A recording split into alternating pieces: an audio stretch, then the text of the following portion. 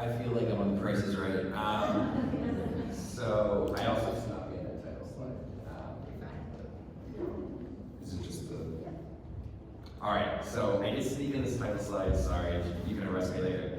So if you didn't hear it before, I am Will Kawalec. I am a cultural program educator, and I spend every day talking to 7 and 8 year olds. So this audience is actually quiet for me, and that's crazy right now. So what's going to happen is I'm going to detail what we are and why we were made, and the main issue why we were made is to foster play and to foster play experience. Our museum really, we felt like it addresses a need in the community in allowing a space for people of all types of life, all walks of life, all ages, all stages to interact and play in our space. And our mission, and this is going to be a trend that you're hearing through my 6 minutes, so probably go crazy, but it's going to be play, okay? We're going to stick to play, and we're really going to encourage play, not just for you and me, but for everyone in our community. We really want to work on unlocking limitless potential. So, learning through play. And let me preface it really fast. This might not be the best presentation, but it's going to have the cutest photos, so enjoy this. Play is one of the most important ways young children gain knowledge and skills. This isn't a Chuck E. Cheese's, okay? We really, truly believe everything that is designed in our space is intuitive with what children are experiencing. So if you can sort of see here, this is just a chart of what I observe when children are playing through the different exhibits within our museum. Every exhibit in our museum is dedicated to a different item or topic that occurs in Buffalo, New York. Now, one thing we're super passionate about is engineering play for all. Now, this is a picture of a newer exhibit that we have, and it is a tree house, but it's a tree house that is made for wheelchairs, okay? So there's a wheelchair lift, that is a tree house, and we really back up what we say when we say we're playing for all. Now this is a transition over time, and it's showcasing the accessibility of play.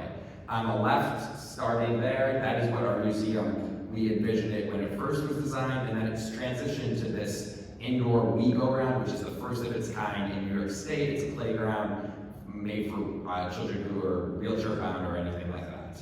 And then I just really want to reiterate that age, religion, race, gender, disability, sexual orientation, mobility, and whatever else you bring as a child to our space, we're hoping to accommodate that within our space. And that's really what we want to sort of that's our quest.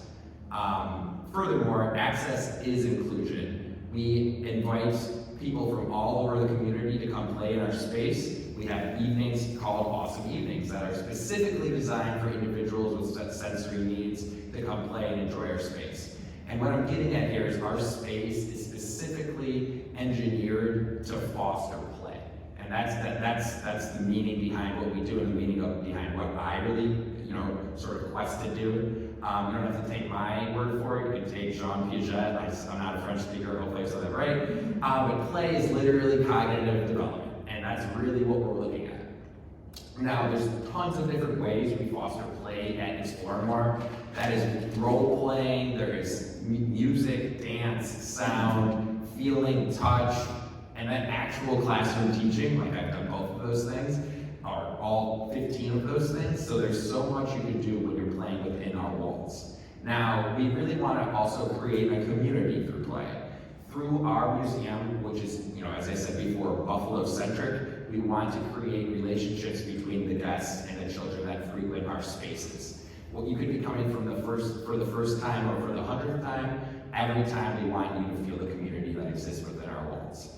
Now, something that I found as a teacher, prior to working at Explore More, I was a teacher in Buffalo Public Schools, and the thing that I noticed most when teaching is that representation matters. Whether it's a classroom or a grocery store or a giant children's museum, representation is something that really makes an impact on the lives of children.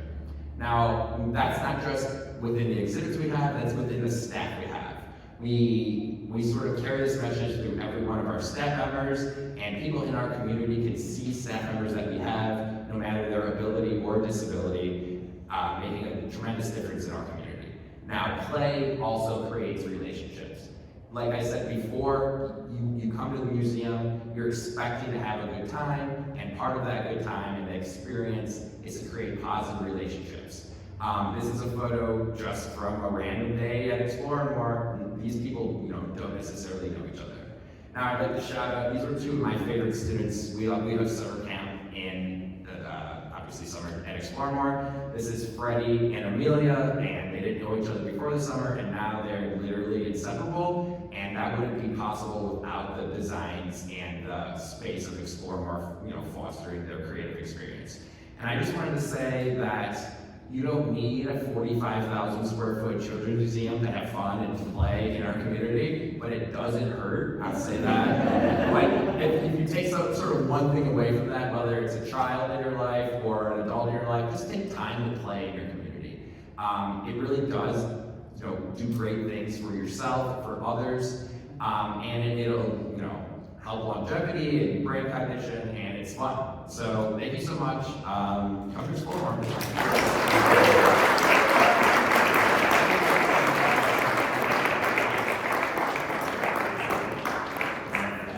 How awesome.